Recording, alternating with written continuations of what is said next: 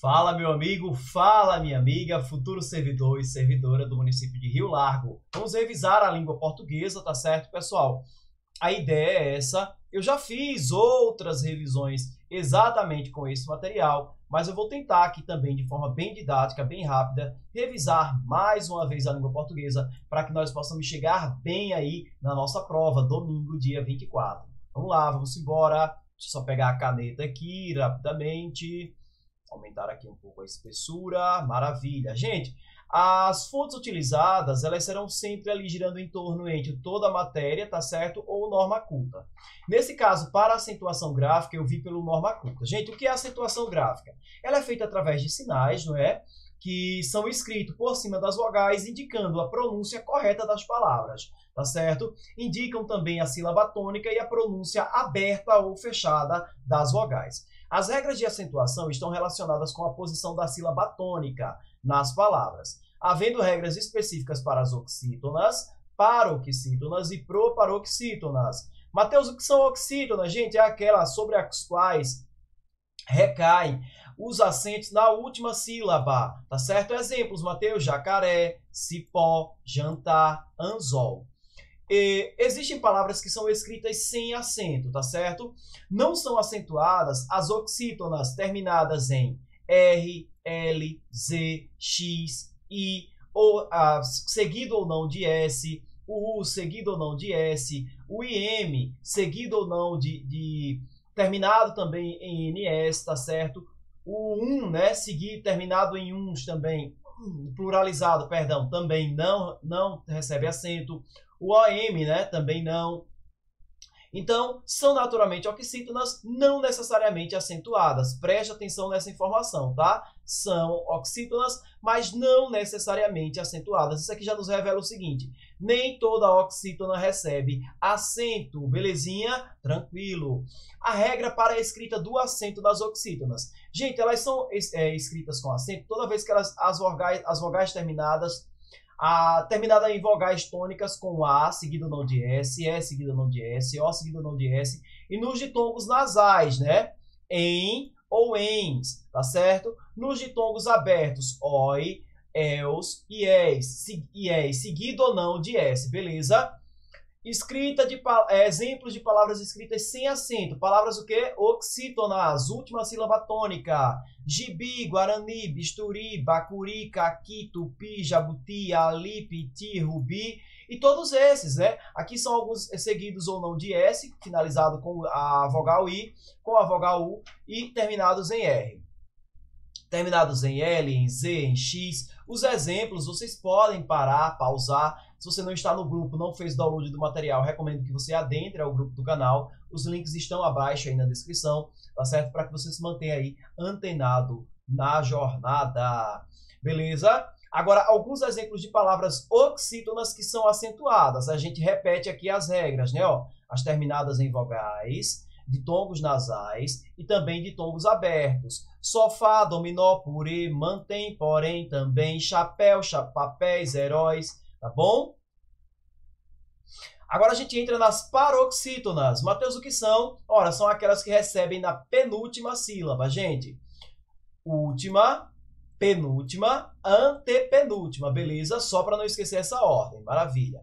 Elas são escritas com acento de forma maioritária, mas tem algumas que não são, tá bem? As regras para as escritas com acento são aquelas terminadas em R, L, N, X, P, S, o AN, né, o AN, o tá certo? O S e o I seguido ou não de S, o EI seguido ou não de S. Alguns exemplos de palavras paroxítonas que recebem acento gráfico, terminadas em R, ímpar, caráter, açúcar, terminada em L, fóssil, réptil, têxtil, tá certo? Terminados em X, córtex, tórax, fênix, tá bom? São alguns exemplos que você pode visualizar outros tantos.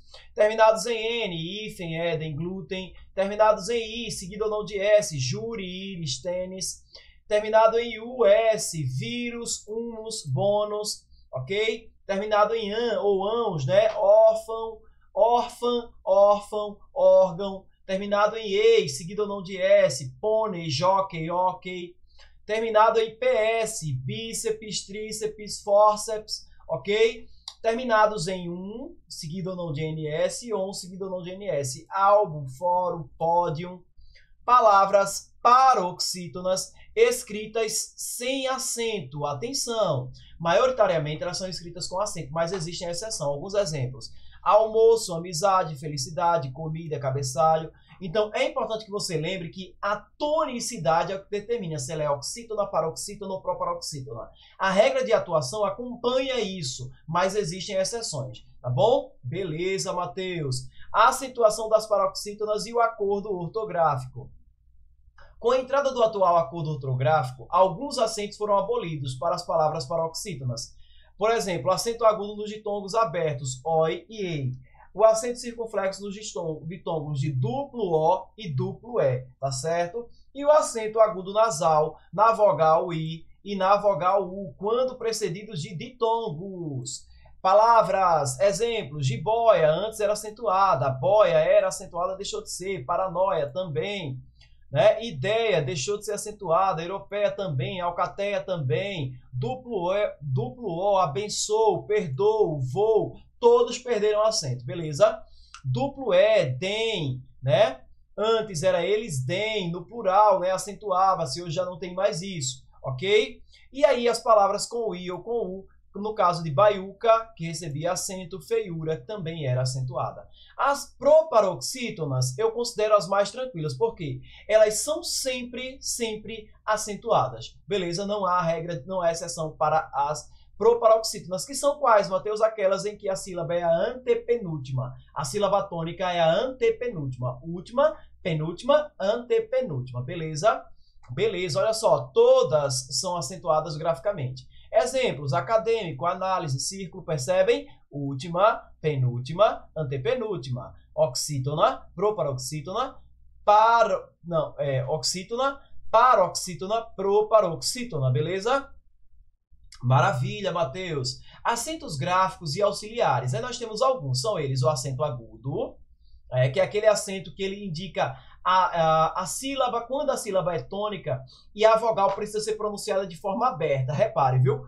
Pé, boné, sofá, tórax. Percebem como a gente abre bem, como ela é pronunciada com abertura. Agora percebam o circunflexo. O circunflexo, ele também, tá certo? Traz uma sílaba tônica, uma vogal, né? Sílaba tônica, porém a pronúncia é fechada. Repare, anatômica, estômago, lâmpada. Então, são pronúncias fechadas, tá certo? O acento grave, né, a crase, ele indica a crase é a contração da preposição a com o artigo a, ok? É usado em algumas palavras, como, por exemplo, o as, aquela, aqueles, aquela, aquelas e aquilo, beleza? O tio, gente, ele traz aí, é usado na vogal, né, para indicar nasalização. O som é nasalado. Manhã, perceba como a pronúncia é nasalada. Coração, são, olha, põe. Percebe como é nasalada a pronúncia? Maravilha. O trema, galera, embora, né, ele tenha sido, nas palavras de língua portuguesa propriamente dito, abolido, nas palavras de origem estrangeiras, eles mantêm, tá certo? É o caso de Miller, milleriano, amber, amberiano. Então, se a palavra é de origem estrangeira, o trema mantém. Maravilha. Show! O apóstrofo, galera, é um sinal auxiliar, né? Um sinal gráfico auxiliar, tá certo? Que indica a suspensão de fonemas das palavras. Por exemplo, copo d'água. A gente tira o A para não ficar com duplo A, o A do dá e o A da água. Coloca um apóstrofo e substitui, tá certo? Aquele fonema ali. O acento diferencial, né, embora tenha sido assim abolido, outros se mantiveram ainda inalterados. O acento foi abolido para as palavras para, polo, pelo e pera, ficando polo, pelo e para. A pronúncia é a mesma, só aboliu o acento diferencial, tá bom? Para de dizer isso, para de fazer isso, são exemplos, né? Agora, mantém-se para algumas palavras, como, por exemplo, por, pode, tem e vem, diferenciando das mesmas, por, pode, tem e vem, tá bom? Você vai pôr, ele tem, eles têm, ele tem sem acento, eles têm no plural com o circunflexozinho para diferenciar, beleza? Pronto. Escrever sem acento. Sem acentuação gráfica, as palavras da língua portuguesa são naturalmente paroxítonas, ou seja, acentuadas prosodicamente na penúltima sílaba, como casa, felicidade e pobreza. Através da acentuação gráfica é possível a identificação de palavras que se encaixam nesse padrão, sendo oxítonas ou proparoxítonas, bem como a distinção entre palavras com a grafia igual ou sílabas tônicas diferentes e significados diferentes também, como é o caso de análise e análise. Né? Análise, de analisar, e analise, perdão, tá certo? Privilégio e privilégio, não é? Negligência e negligenciar. Ok? Dúvida e duvidar e dúvida. Não é específico e específico. Tá certo? Então, aqui tem algumas questões, eu não vou trazer, a ideia é somente a gente focar nos conteúdos teóricos para você chegar bem na sua prova. Aqui eu já trouxe no Toda a Matéria, que é a parte de colocação pronominal. Tá certo? O que são os pronomes, Matheus? Eles indicam, tá certo? A colocação pronominal indica a posição dos pronomes átonos, o mi, o nós, o ti, o vós, o si, o u, o a, o lhe, tá certo? Em relação ao verbo. Do que resulta a próclise, a mesóclise e a ênclise, ok? Antes de entender cada um desses, deve ser usado, a primeira regra é a colocação pronominal é feita com base em prioridades. O caso que tem mais prioridade é a próclise, tá certo? Se nenhuma das situações satisfazer o seu uso, é utilizada a ênclise. Então, dentro de uma hierarquia, primeiro a próclise, não satisfazendo os requisitos da próclise, a ênclise, e por fim a mesóclise, que é a mais específica que a gente vai ver adiante. Beleza? Por que, Matheus? Ela é específica, ela é utilizada em verbos no futuro do presente ou futuro do pretérito. Próclise, gente, é colocado antes do verbo. O pronomezinho é colocado antes do verbo, tá certo? E acontece quando a oração contém palavras que atraem a próclise. Então, anote aí palavras que atraem a próclise. Negação, não, nunca, ninguém, tá bom? Não o quero aqui. Pronomes relativos, tais quais o que, o quem, o quando. Pronomes indefinidos também, alguém, ninguém, tudo. E os demonstrativos, este, isso, aquilo. Foi ela que o fez. Então, pronomes, tá certo, relativos, indefinidos e demonstrativos atraem a próclise, ou seja, a colocação do pronome, tá certo? Maravilha, antes, não é, do verbo, beleza? Os advérbios também, ou locuções adverbiais, como por exemplo, ontem me disseram. Vocês percebem que o ontem, o advérbio, atraiu o pronomezinho aqui, ó, para antes do verbo. Enxergam isso? Ah, Matheus, beleza, pois é. Palavras que expressam desejo também, e também orações exclamativas. Veja, Oxalá me dê as boas notícias, me dê a boa notícia. Deus nos dê forças, não é? Então percebam como que a gente utiliza, tá certo? Em desejos ou orações exclamativas. Conjunções subordinativas, tá certo? Embora se sentisse melhor, não é? Conforme lhe disse. Então é isso. Palavras interrogativas no início das orações. Veja, quando te deram, não é quando deram-te a notícia, não. O quando, por ser uma palavra interrogativa no início da oração, ele atrai a próclise, beleza? Guarda essas 6 regrinhas aí, pratique bastante. Mesóclise, aí é mais fácil de todas, porque é só você lembrar que ela é colocada no meio do verbo. Próclise antes, mesóclise no meio e ênclise depois do verbo. Beleza? Além da mesóclise ser mais fácil, é porque a regra dela é bem simples. Ela é colocada apenas em verbos do futuro, seja do presente ou do pretérito, tá certo? E a não ser que hajam palavras que atraiam a próclise. Lembra que eu falei para vocês? A próclise é prioridade dentro da colocação pronominal. Mateus, não tenho nada que atraia a próclise, então vai a mesóclise, tá certo? Exemplo, olha, aqui é no futuro do presente, do verbo orgulharei.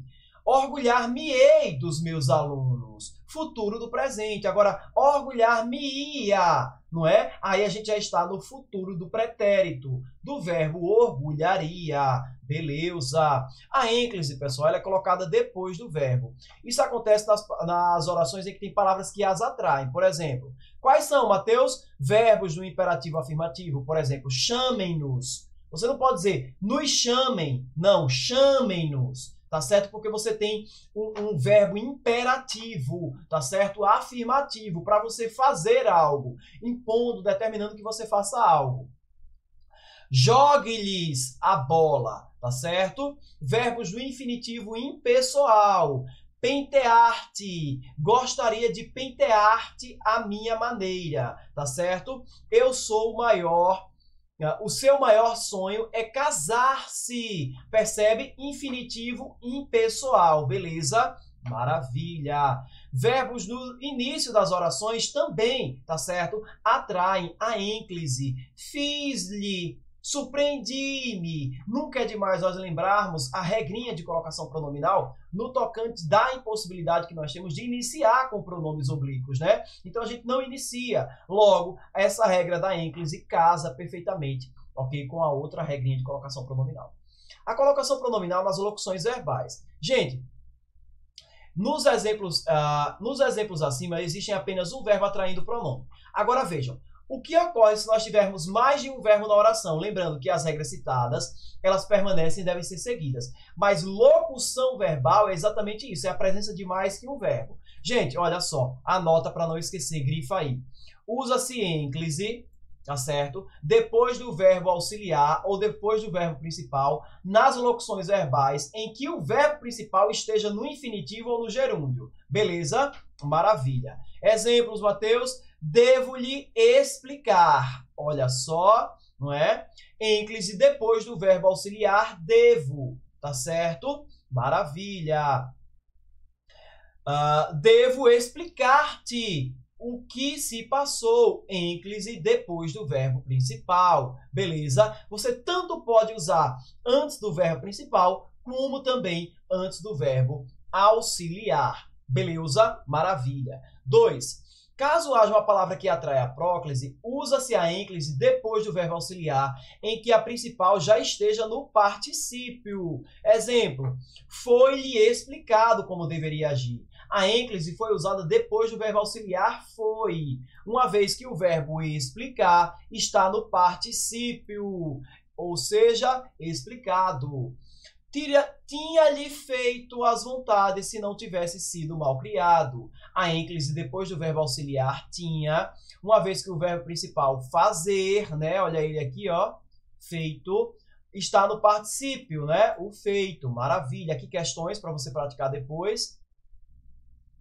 A gente vai entrar em outro tema quente e quentíssimo a ser cobrado para o teu concurso, que é concordância verbal. Olha só, concordância verbal é a relação estabelecida de forma harmônica entre o sujeito e o verbo. Então, sujeito e verbo concordando em gênero, número, maravilha, beleza? Isso quer dizer que toda vez que o sujeito está no singular, o verbo também deve estar. Quando o sujeito estiver no plural, o verbo também deve estar, beleza? Exemplo, eu adoro quando as flores desabrocham na primavera. Elas adoram. Quem é o sujeito aqui? Eu. Quem que adora? Quem realiza a ação do verbo? Ah, sou eu, né? Então, pronto, é o pronomezinho eu, ok? Concordando aqui com o sujeito, o verbo adorar, beleza? Elas, olha só, no plural, adoram. Cristina e Eva entraram no hospital, beleza? Parece simples, mas há várias situações que provocam dúvida nos alunos. Não só nos alunos, mas em qualquer falante da língua portuguesa. Vejamos elas. Regras de concordância verbal. Com o sujeito coletivo. Gente, quando o sujeito é coletivo, o verbo fica sempre no singular. Sempre. Exemplo, a multidão ultrapassou. Não é a multidão ultrapassaram. Não, o sujeito é coletivo, mas o verbo mantém-se, tá certo, no singular. Por outro lado, se o coletivo estiver especificado, o verbo pode ser conjugado no singular ou no plural. Exemplo, a multidão de fãs especificou. É qualquer multidão? Não, não, não, não. É a multidão de fãs. Ultrapassou o limite. A multidão de fãs ultrapassaram os limites. Por quê, Matheus? Porque está especificado, galera. Beleza? A concordância é com coletivos partitivos. O verbo pode ser usado tanto no singular quanto no plural, em caso de coletivos partitivos, tais como a maioria de, a maior parte de, grande número de. Então, coletivos partitivos pode usar tanto o singular como o plural. Grande número dos presentes se retirou. Grande número dos presentes se retiraram. Beleza? Coletivo partitivo. Concordância com as expressões mais de, menos de, cerca de. Gente, nesse caso, o verbo vai concordar com o numeral. Veja, mais de uma mulher quis trocar as mercadorias. Mais de duas pessoas chegaram antes do horário. Beleza? Então, cuidado com isso. Nos casos em que mais de é repetido, indicando reciprocidade, o verbo vai para o plural, preste atenção. Mais de uma pessoa, mais de uma professora se abraçaram. Percebem que o verbo abraçar está trazendo ideia de reciprocidade entre as professoras, mais de uma. Então, quer dizer, duas professoras se abraçaram, 3, 4, não importa a quantidade. Mas quando mais de trouxe a ideia de reciprocidade, o verbo vai para o plural, ok? Mais de um funcionário se ajudaram. Mateus, que estranho, é estranho, mas é correto, não é? Mais de um, trazendo ideia de reciprocidade. Concordância com nomes próprios, galera. Com os nomes próprios, a gente deve considerar a presença ou não dos artigos. Preste atenção. Os Estados Unidos influenciam o mundo. Estados Unidos influencia. Com artigo plural, sem artigo singular. Agora, se dissesse assim, a estrada é boa, né? A estrada é boa, tá certo? Mas, claro que é com nomes próprios, não é só para a gente entender a presença do artigo. Você vai concordar com o artigo, tá certo? Você vai concordar com o artigo, ok? Concordância com o pronome relativo que. Galera, nesse caso, o verbo deve concordar com o antecedente, aquele que vem antes do pronome que. Presta atenção. Fui eu que lavei, está concordando com o eu, percebem? Foi tu que levaste, tá certo? Foi ele que levou, tá certo? Então, concorda com o anterior, tá certo? Anterior ao que, tá certo? Foram eles que levaram, percebe? Então, está concordando com o eles levaram, ok? Pronome relativo quem. Nesse caso, pessoal, o verbo pode ser conjugado na terceira pessoa do singular ou pode concordar com o antecedente do quem. Perceba, foi eu quem afirmou, foi eu quem afirmei. Percebe? Tanto pode concordar com o antecedente, como também pode concordar com a terceira pessoa do singular. Concordância com a expressão um dos que. Gente, no caso do um dos que, o verbo pode ser conjugado tanto no singular como no plural. Perceba, ele foi um dos que mais contribuiu. Ele foi um dos que mais contribuíram. Percebam que são muitas regras, tá certo? Para você trabalhar com a concordância legal aí dentro do verbo. Então, atenção. Concordância com sujeito formado por sinônimos. Sujeito formado por sinônimos. Nesse caso, o verbo pode ir para o plural, ficar no singular ou concordar com o núcleo mais próximo. Preste atenção. Preguiça e lentidão destacaram. Plural, aquela gerência. Preguiça e lentidão destacou aquela gerência. Aqui ele está concordando com os dois termos plural. Aqui ele concorda com o mais próximo, lentidão. Percebem? Cuidado com isso. Concordância com sujeito formado por palavras em graduação ou enumeração. Veja, nesse caso o verbo vai flexionar para o plural ou pode concordar com o núcleo mais próximo. Veja, um mês, um ano, uma década de poder não supriu. Concordou com o quê? Uma década. Não supriu a saúde. Agora veja, um mês, um ano, uma década de poder não supriram a saúde. Beleza? Plural, porque concordou com os três termos anteriormente citados. Concordância com sujeito formado por pessoas gramaticais diferentes. Nesse caso, pessoal, o verbo vai para o plural e concorda com a pessoa da ordem de prioridade. Exemplo, eu, tu e Cássio só chegaremos ao fim da noite. Perceba, a primeira pessoa mais o tu, a segunda pessoa mais o ele, não é? E aí a terceira pessoa, ou seja, a primeira pessoa do singular tem prioridade, tá certo? No plural, ela equivale, no singular, né, ela tem prioridade e no plural ela equivale a nós, tá certo? O ela equivale a nós, ou seja, nós chegaremos, tá certo? Então aqui é isso, ok? A gente vai dar prioridade à pessoa, tá certo? A pessoa com a qual ela concorda ali, ok? Beleza.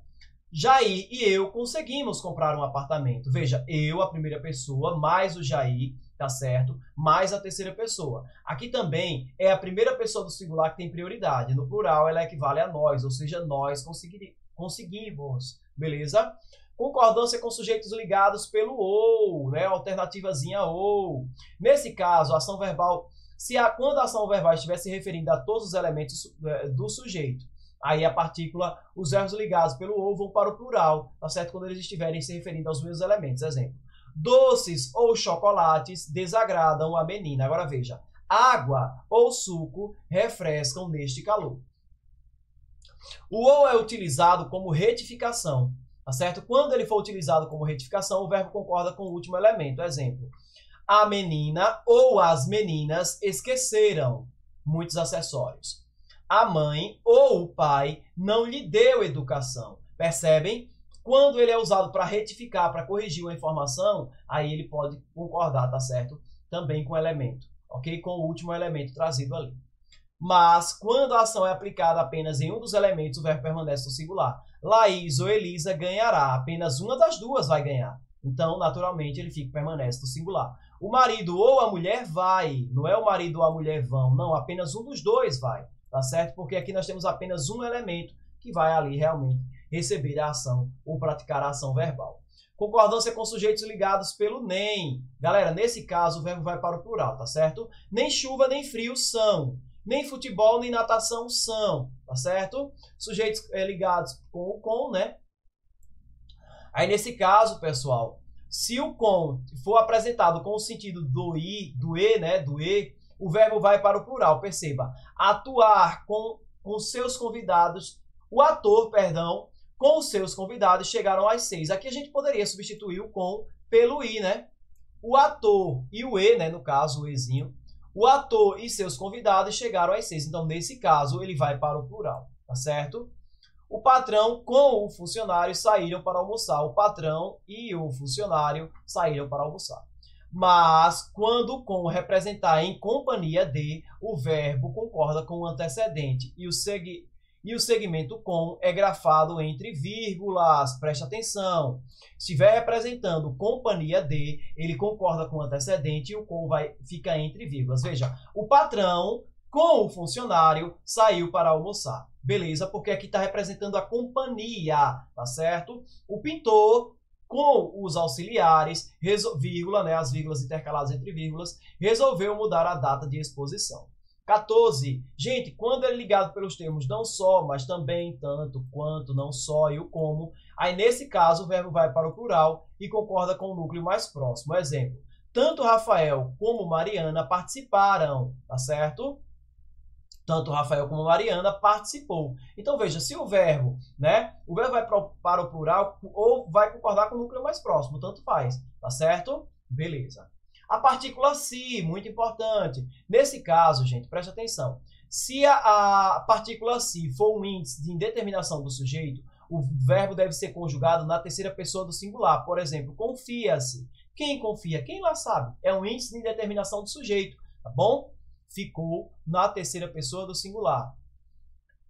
Alegra-se, contudo. Beleza? Maravilha. Agora, se ela é uma partícula apassivadora, aí o verbo deve concordar com o sujeito da oração. Perceba. Construiu-se uma igreja. Construíram-se novas igrejas. Concorda com o sujeito que foi construído igrejas. Beleza? Igrejas foram construídas. Verbos impessoais, galera. O verbo haver com o sentido de existir, tá certo? O verbo haver com o sentido de existir e o fazer, quando ele traz ideia de tempo decorrido, ou até aqueles que representam fenômenos da natureza, eles são sempre conjugados na terceira pessoa do singular, beleza? Havia muitos copos. Houve 2 meses, não é haviam muitos copos, ou houvem 2 meses, houveram 2 meses, não, tá certo? Ou haver com o sentido de existir é impessoal, é invariável. Concorda com o sujeito seguido por tudo, nada, ninguém, nenhum, cada um. Nesse caso, pessoal, o verbo fica no singular, tá certo? Amélia, Camila, Pedro, ninguém o convenceu. Diretor, professores e funcionários, cada um pensa, não é? Permanece no singular. Gente, sujeitos ligados com o como, assim como e o bem como. Nesse caso, o verbo é conjugado no plural, tá certo? Trabalho, assim como a confiança, fizeram, tá certo? O atleta, bem como o treinador, foram, né? A concordância com as locuções, né, pessoal? É muito, é pouco, é mais de, é menos de. Nesse caso, pessoal, quando elas indicam preço, peso e quantidade, o verbo fica no singular. É 3 vezes é muito, porque está indicando o quê? Preço, peso ou quantidade? Quantidade, então, maravilha. 2 quilos de laranja é pouco. Não é 2 quilos de laranja são pouco. É pouco, porque está representando peso. Então, anota aí, preço, peso ou quantidade fica no singular, beleza? Concordâncias com os verbos dar, soar, bater e horas, ok? Nesse caso, eles vão concordar com o sujeito, tá certo? Deu uma hora que espero. Deu uma hora que espero? Bem, soaram 2 horas, tá certo? Concorda com o sujeito. Concordância nas indicações de data. Gente, na indicação de datas, aí o verbo deve concordar com a indicação numérica. Hoje são 2 de maio. Amanhã é 1º de dezembro, ou 1 de dezembro, né? Os verbos podem concordar com a palavra dia também. Veja, hoje é dia 2, não é? Concordou com o dia aqui, ó. Anteontem foi dia 20, tá certo? A concordância com os verbos nos infinitivos. Gente, verbos no infinitivo impessoal não devem ser flexionados nas seguintes hipóteses. Quando tiverem valor de substantivo, exemplo, comer é o melhor que há, tá certo? Quando eles tiverem valor imperativo, exemplo, vá dormir, aí não varia, tá certo? Não são flexionados. Quando são os verbos principais de uma locução verbal, exemplo, íamos sair quando você chegou, tá certo? Quando são regidos por preposição, começamos a cantar, ok? Verbos no infinitivo pessoal devem ser flexionados quando os sujeitos são diferentes e queremos defini-los.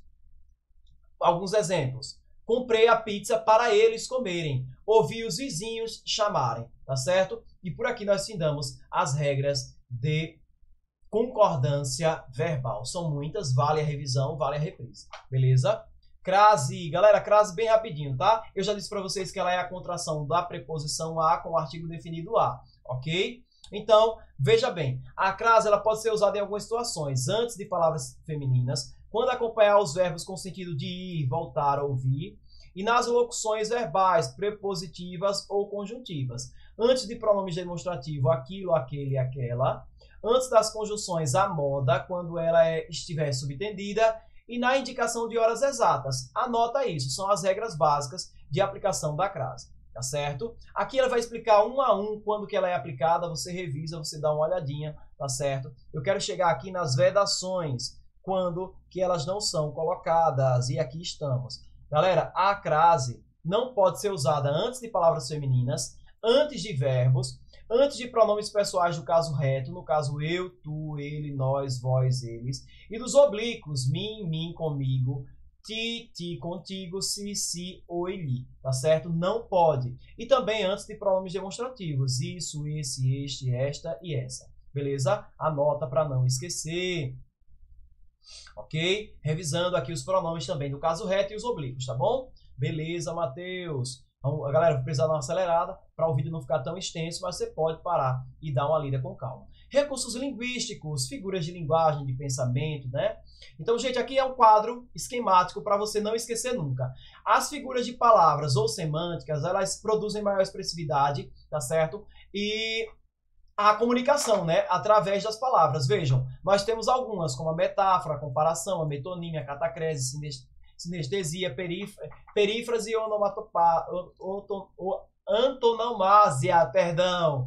Temos as de pensamento, que produzem a expressividade da comunicação através da combinação de ideias e pensamentos. Hipérbole, eufemismo, litote, ironia, entre outras. Tem também as de construção ou de sintaxe. Essas aí produzem maior expressividade da comunicação através da inversão, repetição ou omissão dos termos, tá certo? Pode ser elipse, pleonasmo, zeugma, hiperbato, entre outras. Figuras de som, harmonia, elas produzem maior expressividade através da sonoridade das palavras. Aí temos a aliteração, a paronomásia, a assonância e a onomatopeia. Beleza? Aqui eu trouxe um a um explicando, você lê, você pausa, revisa para chegar bem na tua prova aí. Beleza? Maravilha, Matheus. Galera, para a interpretação de texto, eu vou resumir sintaticamente a isso aqui, ó. Interpretar texto é você concluir, tá certo? Por meio das conexões de ideias com base no autor. Não é com base nos teus preceitos. Ah, Matheus, então, interpretar é com base no que eu entendo de mundo, do que eu enxergo. Negativo, é com base naquilo que o autor, por meio das ideias dele, tá certo? Trouxe no texto. Então, cuidado, ok? Desprenda-se, inclusive, de alguns vícios, de alguns pensamentos seus para entender o texto, beleza? Aqui você vai ler com calma, claro, tá certo? É fundamental, tá certo? Para que você chegue bem. Ortografia, galera, o que é ortografia? Ela estuda a escrita correta das palavras dentro da língua portuguesa. Nós temos algumas palavras que são rotineiramente escritas de maneira inadequada. Então nós temos, por exemplo, o uso do X e do H. O X é utilizado nas seguintes situações: depois de ditongos, né? Olha, ditongozinho, X, ditongo, X, ditongo, X. Depois da sílaba, mi, por exemplo, mexer, mexido, mexicano. Palavras indígenas ou africanas, não esqueçam, xará, chavante, xingar. Depois da sílaba inicial é N, enxofre, enxada, enxame, né, perdão. Ok? A palavra mecha, quando ela refere a porção de cabelo, escreve-se com CH, mesmo ela iniciando com a sílaba ME, beleza? E o verbo encher escreve-se com CH, mesmo iniciando com a sílaba EN, beleza?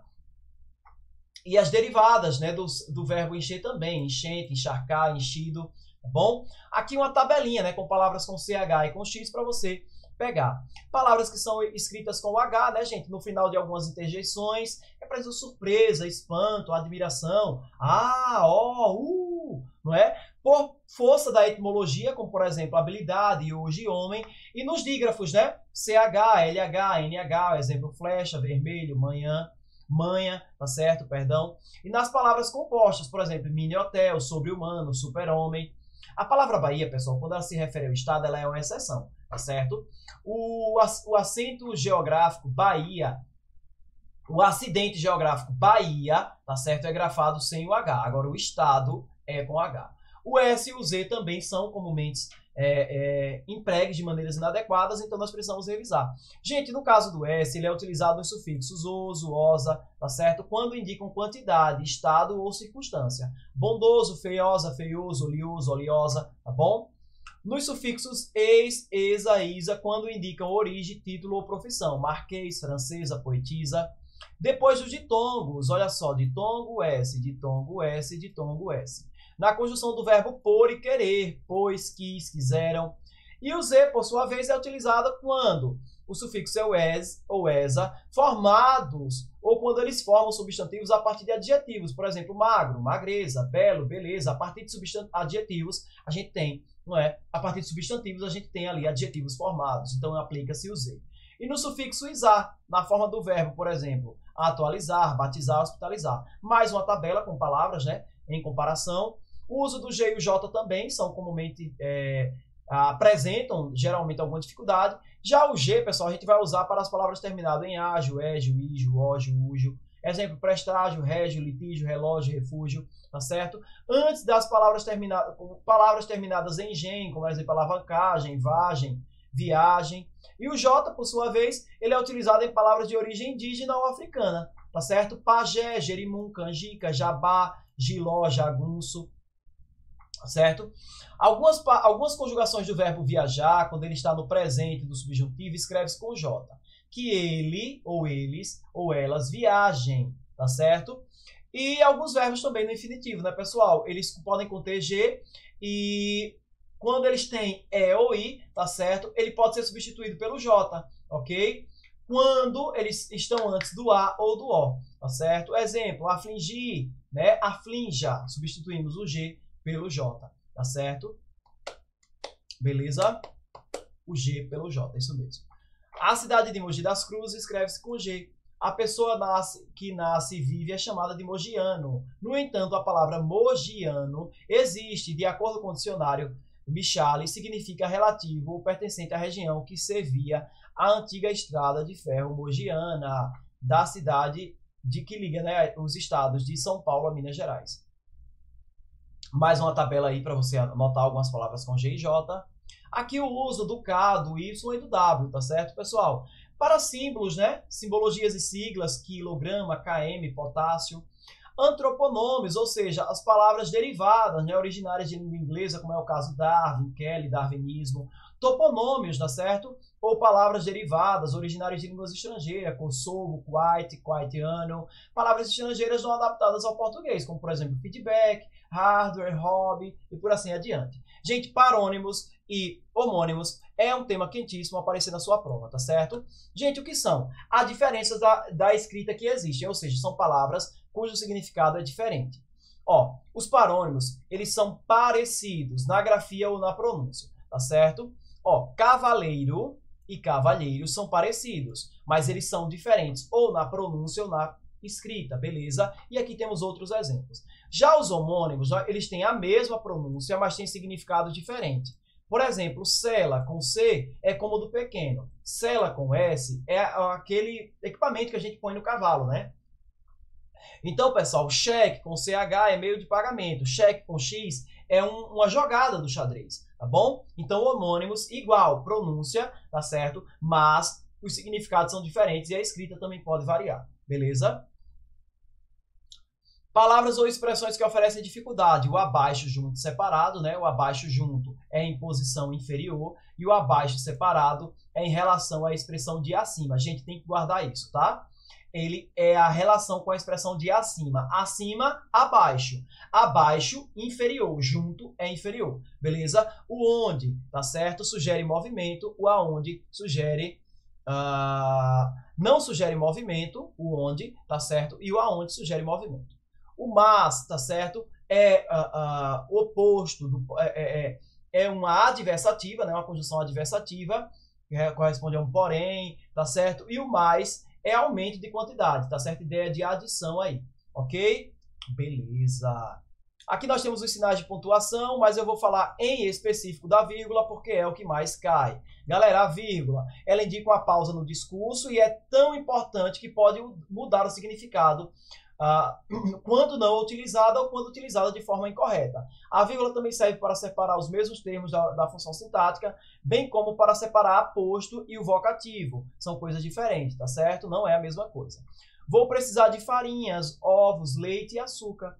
Rose Maria, olha só, apresentadora do programa da manhã, um aposto, né, aqui, ó, explicando quem é Rose Maria. Tá certo?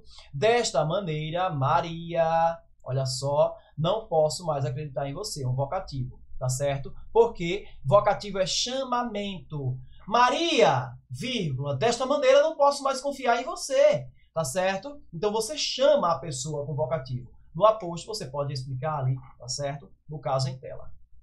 Depois vocês leem ponto a ponto aqui de todas as pontuações, mas eu vou adiantar para a gente não conseguir ficar com um vídeo tão extenso, embora já esteja um pouco. Gente, a formação de palavras é feita de duas formas, por derivação ou por composição. Por derivação, em primeiro, ela pode ser prefixal, que é quando a gente acrescenta, tá certo, um prefixo antes do radical, tá certo? Antes do radical, antes do radical, antes do radical, tá certo? Beleza. A sufixal, depois do radical, tá certo? Radical é a parte mais importante da palavra, tá certo? Que traz significado. Derivação parasintética, pessoal, é quando ela ocorre simultaneamente, tanto com sufixo como com prefixo. Ó, ser, espairar, o verbo pairar, com o prefixo e com o sufixo ec, tá certo? Esquentar do mesmo jeito e por assim adiante. A derivação regressiva, ela também é chamada de derivação deverbal. Ela ocorre quando a palavra primitiva é com a palavra primitiva e não há acréscimo. Por exemplo, boteco, de botequim. Dispensa, né? Do verbo dispensar. Bandeja, de bandejar. Remoinho, de remoinhar e por assim adiante. Temos também a derivação imprópria, pessoal. Imprópria, na qual não há alteração da palavra primitiva, tá certo? Que permanece igual, contudo, existe mudança na classe gramatical, que consequentemente muda o significado, né? Os verbos passam a substantivo, adjetivos passam a advérbios, substantivos passam a advérbios. Por exemplo, jantar, o verbo passou para substantivo. Andar, de verbo para substantivo. Prodígio, de substantivo para adjetivo. Baixo, de adjetivo para advérbio, tá certo? Existe também ela por composição. Nesse aspecto, as palavras ocorrem pela junção de duas ou mais palavras, simples ou radicais. Formam-se compostas, né? Então, o processo de formação por composição ele pode ocorrer por justaposição ou aglutinação. Por aglutinação, em princípio, ele ocorre quando há alteração das palavras formadoras, tá certo? Por exemplo, aguardente, a gente tem a água, que é uma palavra, mais o ardente, tá certo? Já por justaposição, não há alteração nas palavras formadoras. Perceba, arco-íris são duas palavras independentes, né? Embora juntas, que não houve mudança na palavra formadora, beleza? Existe ainda o processo de formação de palavras por abreviação, reduplicação, hibridismo, combinação, intensificação, mas eu não vou me ater hoje, porque eu acredito que pouco seja provável que a sua banca cobre, mas eu recomendo que você passe o olho. Redação, Matheus, vai cair, a sua banca colocou no edital, tá certo? O conteúdo de redação, então pode ser que ela cobre e é importante nós revisarmos alguns pontos. Princípios, dentre eles, os atributos, que ela precisa ter clareza, precisão, objetividade, concisão, coerência, coesão e coerência e impessoalidade, tá certo? Além de formalidade e padronização. Não são as mesmas coisas, cada coisa é uma coisa, eu recomendo que você leia com calma. Clareza, gente, é aquela qualidade do texto, né? Pode-se definir o texto claro, aquele que você consegue compreender de forma imediata. O dia está bonito, acabou. Eu sei que o dia está bonito, está bem claro, acabou. Precisão, a precisão ela complementa a clareza, no sentido de que ela articula a linguagem com a técnica, tá certo? Trazendo a ideia mais perfeita possível, bem como também ela pode manifestar ou intensificar, né, por meio da aplicação de palavras, evitando o emprego de sinonímia com propósito meramente estilístico, mas é usar sinonímia para enriquecer, para evitar a repetição de termos. Estou feliz hoje. Estou feliz hoje. Aí, para eu falar que estou feliz, para não repetir que estou feliz, eu posso dizer estou contente, estou alegre, né, estou bem. São todos sinônimos que a gente pode representar aí para o feliz. Beleza? Objetividade, ser direto ao ponto. Concisão, gente, é usar a menor quantidade possível de palavras para trazer o máximo possível de informações. Coesão e coerência não são a mesma coisa, tá certo? Embora alguns textos tratem como sinônimo, mas a coesão e a coerência, elas trazem ali a amarração. Gente, texto, lembre de textura mesmo, de tecido. Como que as linhas, elas são interligadas, elas são bem traçadas para que você tenha um tecido bem uniforme. Então, a coesão e coerência, elas trazem isso para o texto. Elas deixam as ideias bem amarradas, beleza? É verdade que alguns recursos estilísticos que a gente já viu lá atrás, linguísticos, melhor dizendo, podem enriquecer, como é o caso, por exemplo, da elipse, outras figuras também. Tá certo? É importante nós lembrarmos disso. A impessoalidade é fundamental numa redação. É você entender que você está transcrevendo um texto, mas que não pode deixar que os seus aspectos pessoais sobressaiam-se ali frente às situações postas. Formalização e padronização, né? E o uso padrão da língua portuguesa, que é o mínimo que a gente pode ter para a redação. Existem alguns tipos de redação. Tem a redação dissertativa, que pode ser argumentativa, né? Quando ela apresenta ali a ideia do autor, ele tenta persuadir, convencer por meio do argumento. Tem redação descritiva também, quando é meramente o objetivo do autor é descrever um fato. A narrativa conta uma história, tem a presença de personagens, tem a presença geralmente do narrador, que pode ser personagem ou não, e etc.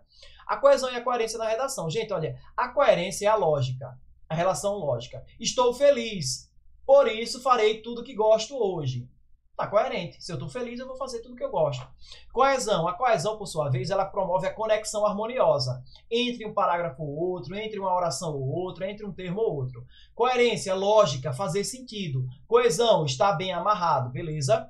Alguns problemas comuns na construção de frases são os seguintes. Quando o sujeito é preposicionado, tá certo? Dificulta a compreensão ou, de repente, pode trazer ali uma inadequação. Frases fragmentadas, muito particionadas, muito divididas, tá certo? Erros de paralelismo, ou seja, quando eles apresentam ideias similares, repetidas ou idênticas, e a pessoa fica em looping ali, né, eternamente, repetindo aquele termo. Erros de comparação. Às vezes a ideia é até boa, mas o exemplo com o qual a pessoa foi comparar não é o mais adequado possível. Ambiguidade, né, quando apresenta duplo sentido, será que ele está defendendo ou está criticando? Concordância, seja ela, né, no sentido sintático, propriamente dito, ou até no sentido amplo da coisa. A regência, né, pessoal, nesse aspecto de concordância com a gramática, dependência, subordinação, aqui as palavras regem-se, tanto no aspecto nominal como verbal, a pontuação, o uso adequado, a gente acabou de ver a importância da vírgula, o aspecto semântico, que é o sentido, as expressões, né, a comunicação clara que é estabelecida ali, e as expressões, né, pessoal, a fim de evitar as expressões de uso comum, usar a linguagem formal, evitar a linguagem coloquial, beleza? Maravilha! Mais algumas coisas de redação, alguns tipos de redação, né? Eu trouxe aqui, reiterando para reforçar o que nós vimos em redação. Como fazer uma boa redação também trouxe para vocês. Redação do Enem, que geralmente é um parâmetro. A gente vai fechando aqui, caminhando já para os finalmente. Quase 1 hora, eu acredito que a gente fecha com 1 hora aí, se Deus quiser, certinho. Regência nominal. Gente, é quando o nome, tá certo? Relaciona-se com seus complementos de forma correta. Alguns exemplos. O amor. Amor. Tenha amor a seus livros. Quem ama, ama alguma coisa ou ama algo, tá certo? Ansioso, tá certo? Olhos ansiosos de, ansiosos por, ansiosos para. Acessível, acessível a. Acostumado ao, acostumado com. Afável, para com. Agradável a, alheio de, apto a, apto para, tá certo? Aversão a, aversão por, benefício a, que beneficia, beneficia a algo ou alguém, né? Capacidade de, capacidade para, capaz de, capaz para, compatível com, contrário a, curioso de, curioso por, tá certo? Dependente com, essencial para, fanático por, imune a ou imune de, tá certo? Inofensivo a, inofensivo para, junto a, junto de, livre de, tendência a ou para, e união com, de ou entre. Então, cuidado, não são somente essas regras de regência nominal, a gente precisa, regência não concordância, né, pessoal? Não regência mesmo, perdão, regência nominal. Existe também a regência verbal e existem outras palavras dentro da regência nominal. Bom, gente, a regência verbal é a parte da língua que relaciona os verbos com seus termos de forma harmônica, tá certo? De forma que elas complementem o sentido ali. Os verbos, eles são os termos regentes, quanto os objetos, que podem ser direto ou indireto, e os adjuntos adverbiais são os termos regidos. Para entender melhor esse assunto e não errar mais, confira abaixo alguns exemplos. Ele mora em outra cidade. Isso implica em mudança. Nós iremos ao passeio. O verbo ir, tá certo? Os termos regentes, que são os complementos ao passeio. Nós é o sujeito, beleza? Maravilha. Gente, cuidado com alguns verbos, sobretudo o assistir, tá certo?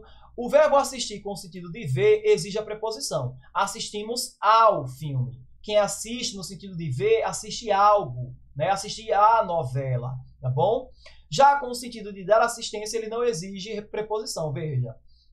Exemplo, sempre assistiu pessoas, ele sempre ajudou pessoas, tá certo? Com a ideia de dar assistência sem preposição. O verbo chegar, pessoal, é regido com a preposição, tá certo? Quem chega, chega a algum lugar, tá bom? Custar, tá certo? Exige preposição. Obedecer, também. Proceder é verbo intransitivo, ou seja, já apresenta ali, não é? Sentido completo e não exige preposição, tá certo? Preciso de situações. Agora, detalhe, com o sentido de origem, o verbo procede, né? Aqui a gente já está em outro verbo. Com o sentido de origem, ele precisa de preposição. O verbo visar exige preposição. Visamos ao sucesso. Agora, detalhe, com o sentido, na variante coloquial, encontramos o verbo utilizado sem preposição, ou seja, o verbo transitivo direto. Visamos o sucesso, tá bom? Esquecer é transitivo direto, ou seja, não exige preposição. Esqueci o meu material, ok? No entanto, na forma pronominal, deve ser usado com preposição. Esqueci-me do meu material, tá certo? O verbo querer não exige preposição. Quero ficar aqui, não exige preposição. Aspirar, no sentido de respirar ou observar, não exige preposição, tá certo? Agora, com o sentido de pretender, exige preposição. Informar, galera, informar. é transitivo direto ou indireto, ou seja, ele exige ou não complemento, tá certo? Por preposição. O verbo ir é regido pela preposição a, vou à biblioteca, tá certo? Implicar, no sentido de consequência, é transitivo direto, ou seja, não exige preposição. O seu pedido implica um novo orçamento, tá certo? Com o sentido de embirrar, tá certo? Implicar, de criar birra, aí ele é transitivo indireto, ou seja, exige preposição. Quem implica, implica com alguma coisa. Isso com o sentido de embirrar, de emburrar, de ficar ali raivoso ou raivosa, beleza? O verbo morar é regido pela preposição em. Quem mora, mora em algum lugar, mora no, não é? Namorar é transitivo direto, apesar de as pessoas usarem ele sem preposição, tá certo? Namorou Maria durante anos, namorou com Maria. Não é gramaticalmente aceito, tá certo? Porque ele é um verbo transitivo direto e não exige prep, beleza? Preferir é transitivo direto e indireto, ou seja, pode ser com ou sem preposição. Simpatizar é transitivo direto e exige preposição com, beleza? Simpatiza, quem simpatiza, simpatiza com alguma coisa. Chamar, com sentido de convocar, não exige complemento com preposição. Chame o Pedro. Agora, quando ela é no sentido de apelidar, tá certo? Ele pede preposição. Chamou ao João de Mauricinho, tá vendo? Ó, chamou de Mauricinho. Pagar, o que pagamos, tá certo? Quando informamos o que pagamos, não tem preposição. Paga o sorvete. Agora, veja, quando informamos a quem pagamos, aí exige a preposição. Paga o sorvete ao dono do bar, tá certo? Beleza. Chegando aqui na parte semântica, só reforçando ali aspectos de sinônimos e antônimos. Sinônimos, pessoal, palavras que possuem significados semelhantes. Atenção a isso aqui, semelhante não é igual, não é fidedignamente a mesma coisa. É próximo, é parecido, beleza? Andar e caminhar, usar e utilizar, fraco e frágil, tá bom? Já os antônimos, eles possuem sentidos e significados. Um é o contrário do outro. Claro e escuro, triste e feliz, bom e mal, preto e branco e assim por diante. Homônimos e parônimos nós vimos lá acima, tá certo? Mas nunca é demais você lembrar e revisar.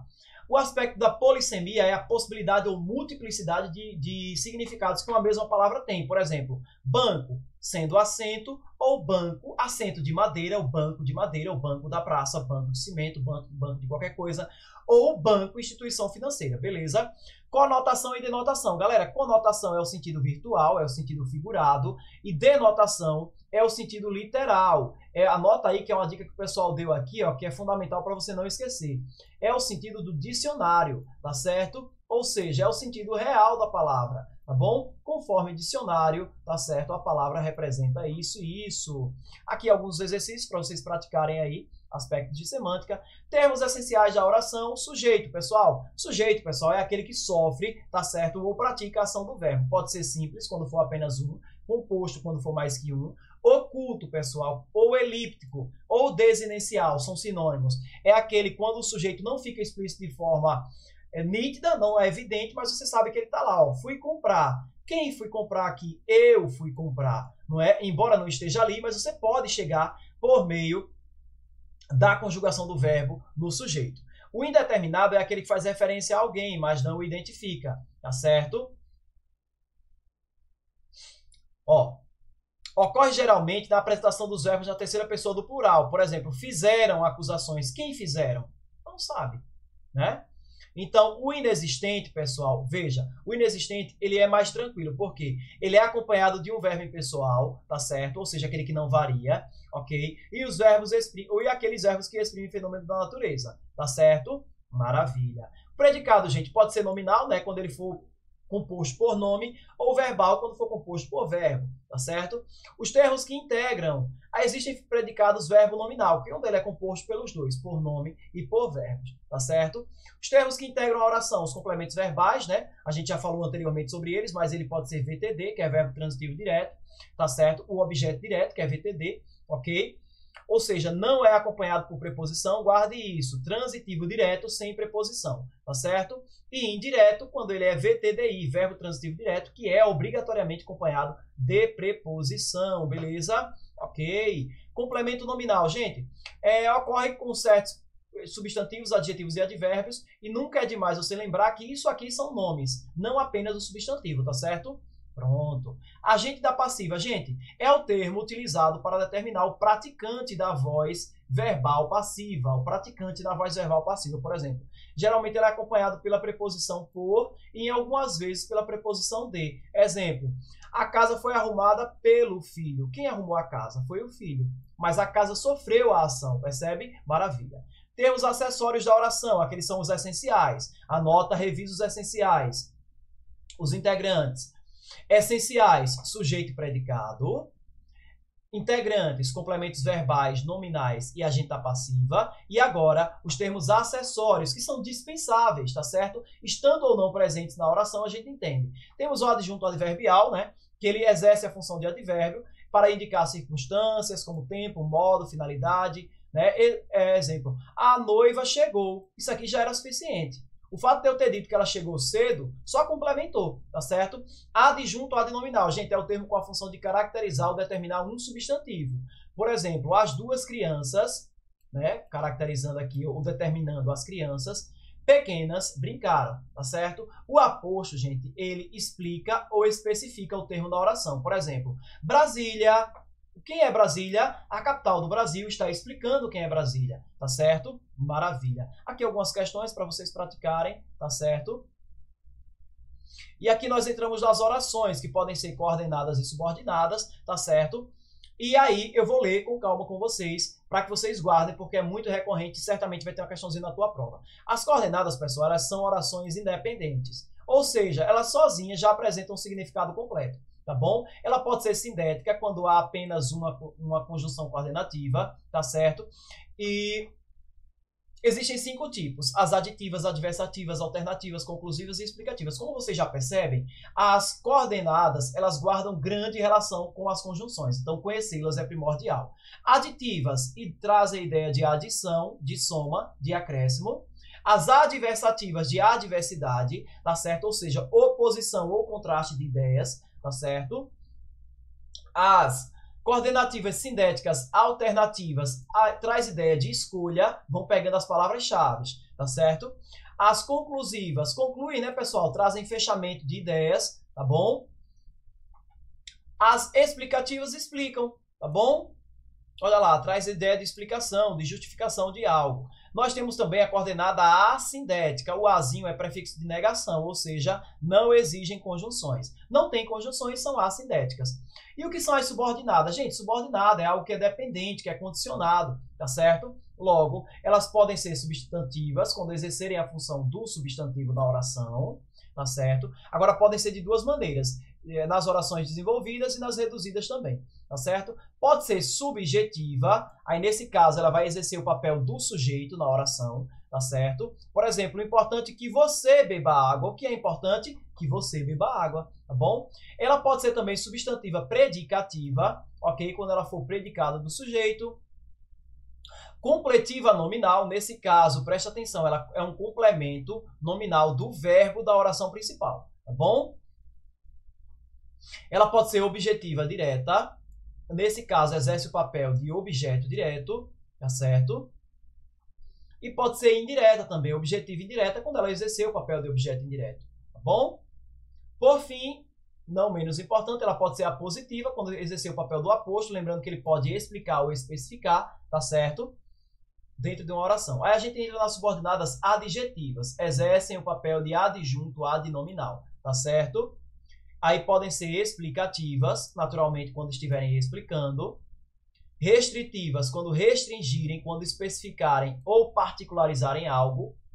As adverbiais exercem a função do advérbio na oração. Podem ser causais, quando justificar a causa ou motivo, quando apresentarem, tá certo? Comparativas, quando estiverem comparando algo. Concessivas, quando trouxerem ideia de permissão ou concessão, né? A mesma coisa. Condicional, não precisa explicar, é autoexplicativa, quando trouxer a ideia de condição. Conformativa, a ideia de conformidade. Consecutiva, de consequência. Lembrando que é uma revisão, tá?